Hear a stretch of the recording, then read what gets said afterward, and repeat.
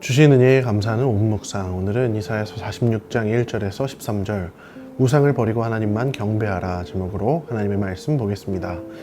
내용 관찰 첫 번째 질문입니다. 이사야는 벨과 느보, 바벨론의 우상들이 어떻게 된다고 묘사합니까? 벨과 느보는 바벨론이 숭배했던 주요 우상의 이름입니다.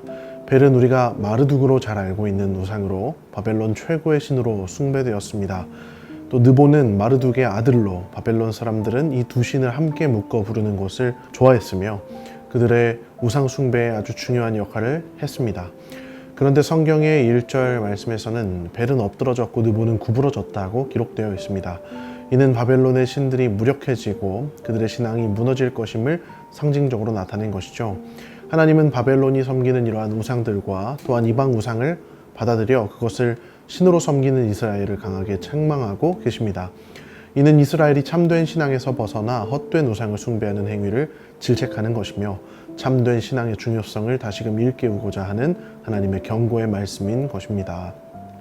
두 번째 질문입니다. 이사야는 우상의 무능력함에 대해 어떻게 서술합니까?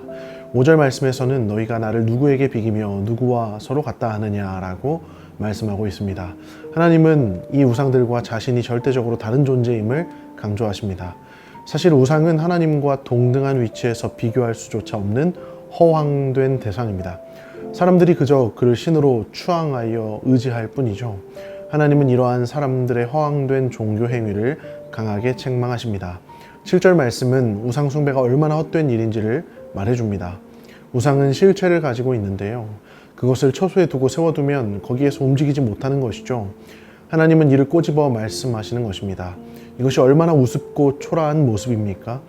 그러나 사람들은 이러한 어리석은 방법으로도 자신의 신을 추앙하고 있는 것입니다.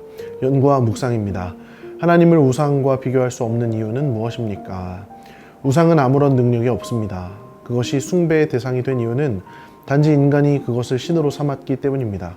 인간의 죄성은 이처럼 신으로 삼지 말아야 할 것을 신으로 삼으려는 본성을 가지고 있죠.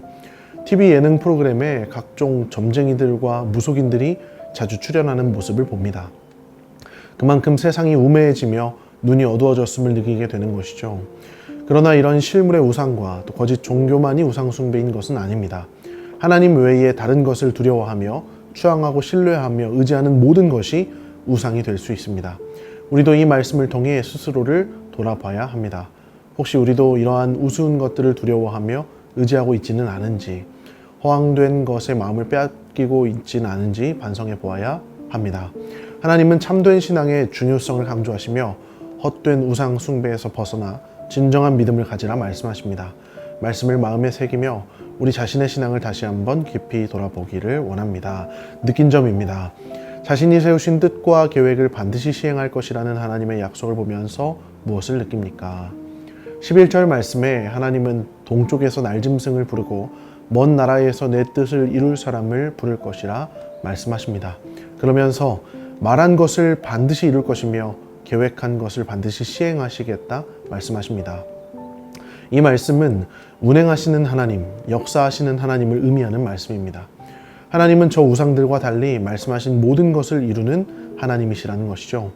우리는 참으로 이 하나님을 두려워해야 하는 줄 믿습니다. 우리 하나님은 말씀하신 것을 모두 이루시는 신실하신 하나님이십니다. 하나님은 그분의 계획을 세우시고 그 계획을 확실히 실행하십니다. 살아계시고 역사하시는 하나님을 믿을 때 우리는 하나님을 참으로 존귀히 여기며 사랑하며 순종하는 것이 마땅합니다.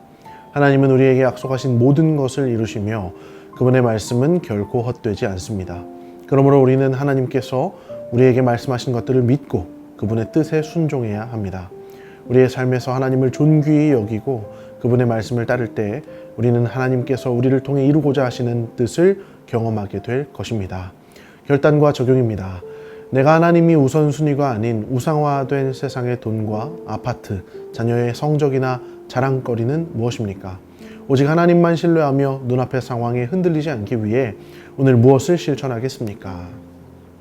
우리는 하나님을 두려워하며 경외하는 마음으로 그분을 섬겨야 합니다. 하나님께서 말씀하신 것을 반드시 이루시는 신실한 분임을 믿고 그분의 말씀을 따라 살아갈 때 우리는 진정한 평안과 기쁨을 누릴 수 있습니다. 하나님의 역사를 믿고 의지하며 살아가는 우리가 되기를 소망합니다. 오늘날 신자들이 싸워야 하는 이방신과의 싸움은 마르둑신과 느보신이 아닙니다. 이 시대는 물질 만능주의와 쾌락주의, 자유주의, 인본주의가 신이 되는 세상이죠. 그렇기에 우리는 이 세상의 교훈과 풍조와 싸우기 위해 힘써야 하는 것입니다. 풍족히 쓰고도 남을 만큼 많은 돈을, 이 세상 사람들이 모두 부러워하고 두려워할 만큼 높은 지위를, 세상 어떤 사람도 누려본 적 없는 사치와 향락과 쾌락을 신으로 섬기지 않기 위해서 우리는 무엇을 해야 할까요? 그것은 참 하나님을 사랑하고 그분의 뜻을 추구하며 그의 선하신 뜻을 내 삶을 통해 이루고자 하는 선한 열심으로 살아가는 일인 줄을 믿습니다. 바라기는 성문교회 모든 영가족이 하나님을 참 하나님으로 모시며 그 하나님의 선하신 뜻을 이 땅에서 이루는 아름다운 교회가 되기를 원합니다. 이 시간 함께 합심하여 기도하기를 원합니다. 헛된 우상 숭배에서 벗어나 참된 신앙을 회복하며 하나님만을 경외하고 순종하는 삶을 살게 하여 주소서. 말씀하신 것을 반드시 이루는 신실하신 하나님을 믿고 의지하게 하시며 삶 속에서 하나님의 뜻을 따라 살아가도록 인도하여 주소서. 세상의 물질과 쾌락을 우상화하지 않도록 우리의 마음을 지켜주시고 오직 하나님만을 사랑하며 그 뜻을 추구하게 하여 주소서.